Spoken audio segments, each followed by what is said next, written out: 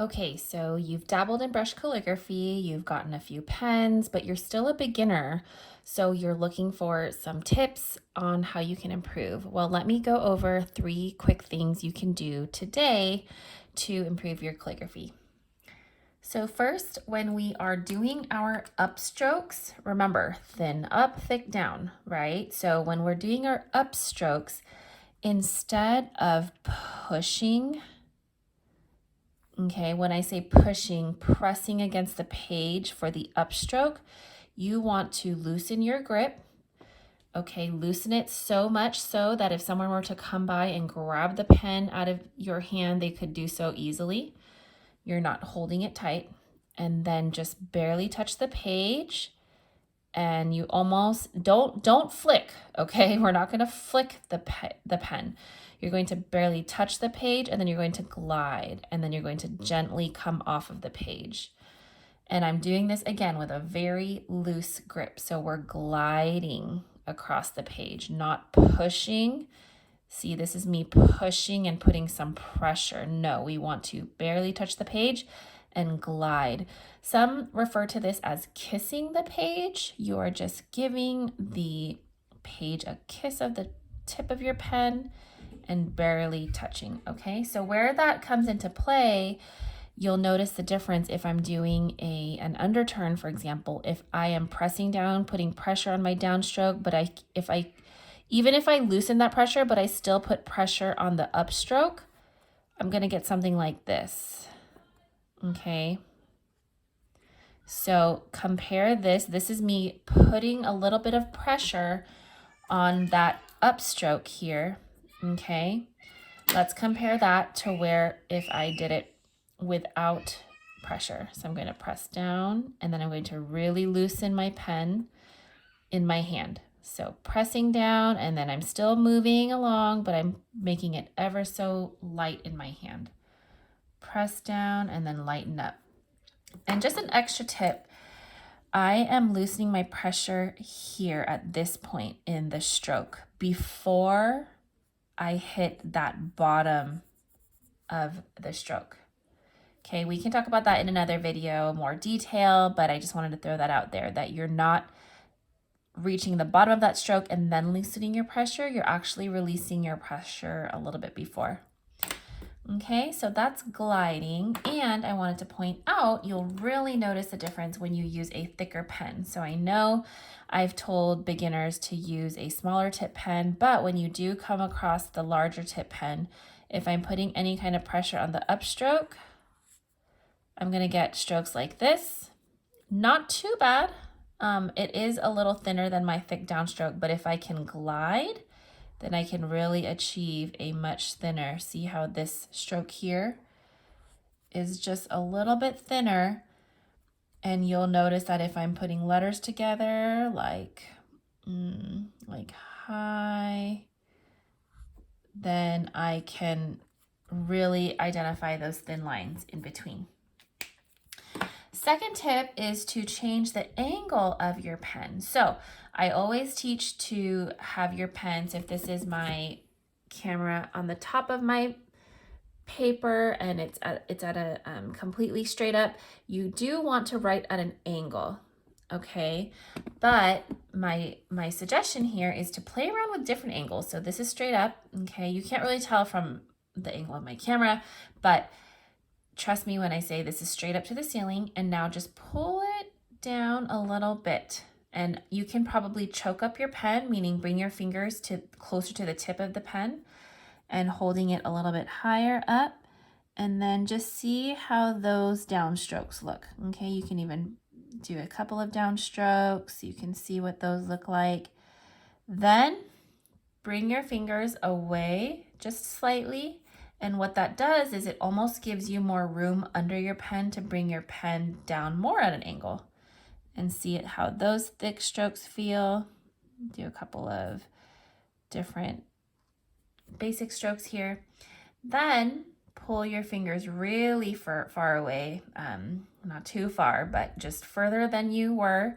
And you'll really notice that from this angle, now you can really bring that pen almost a lot closer to the page now. So that creates an even steeper angle.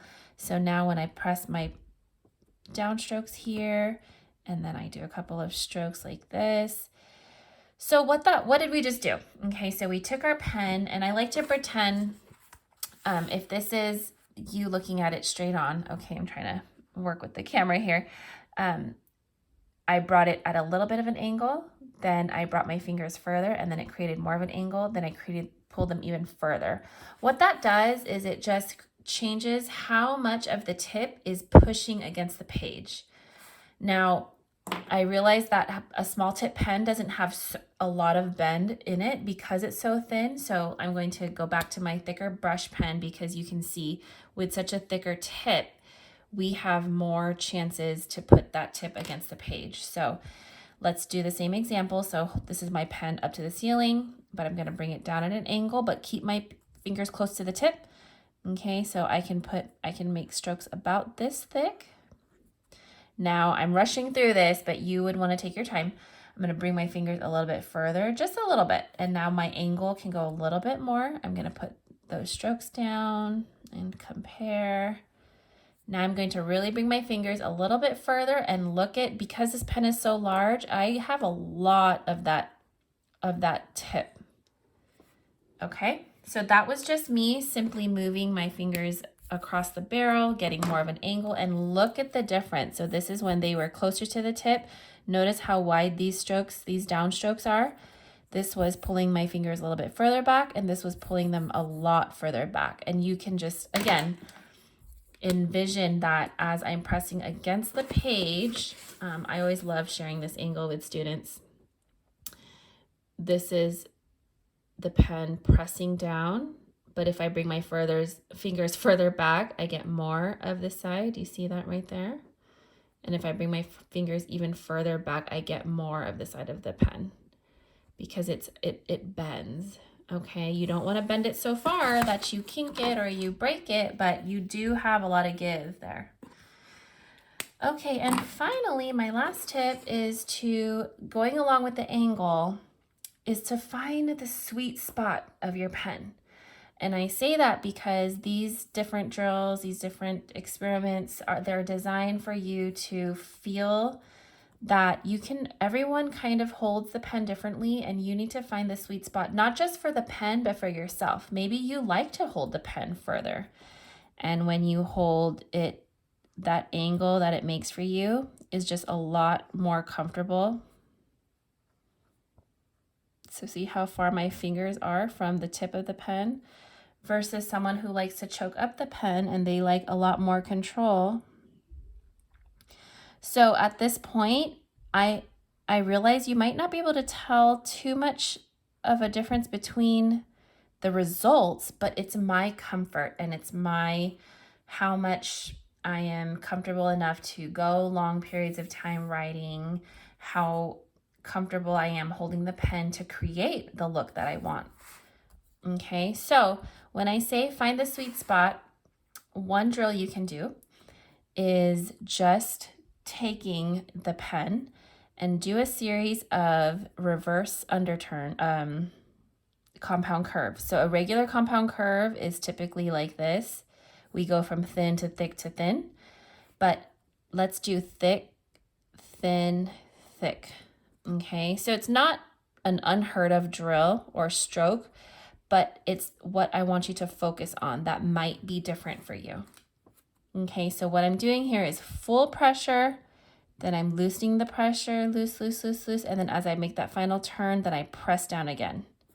So remember, where the pressure is up here is where my fullest pressure is, and then I start to taper off, and then I'm really at no pressure, lots of no pressure, and then slowly here, I'm adding pressure, and then by the time I'm hitting the baseline, I'm at my full pressure. One thing that I just came up with as I was preparing for this video, okay, so let's kind of identify, this is our top line here and our baseline, just bear with me. And I drew in a different color almost half of the stroke I'm trying to create. And then I use that as a mental guide of where I'm going to loosen my pressure. So if I'm not in the I kind of think of this as like a tube that my pen is going into. I'm going to have my full pressure, but it's going into the tube, so it has to stay thin, thin, thin. And as I exit the tube, then I can press down again. It's almost like sucking it in to squeeze into this tube, and then as I come out, I can release my breath. Okay, so that requires a little bit of prep. Let's do it again here. So if this is my practice area, it doesn't have to be perfect. We're just going to make, it's almost like a sideways S, but it's just me envisioning. And it doesn't have to be like, see how I'm going back here? It doesn't have to be thin. It just has to have the shape to where I'm going to have my pen be thin and no pressure inside that area. So heavy, but then immediately thin, no pressure, and then spit out with the heavy pressure. Heavy, suck it in, we're trying to fit through the tube, and then we're out. Okay, heavy, thin, thin, thin, thin, thin, thin, thin, and out. So I hope that was helpful. I like helping students have these visuals on what to practice on and practical things you can do today, and you can implement this and give this a try. Let me know if this helped you and what other things I can assist you with. If you really liked this, I would recommend watching another video that is for beginners, because I know that as a beginner there's just so much, and I try to have these videos break down a single step or just a few so you can focus and go and practice that. I'd love to hear from you, and I will see you in the next video. Bye.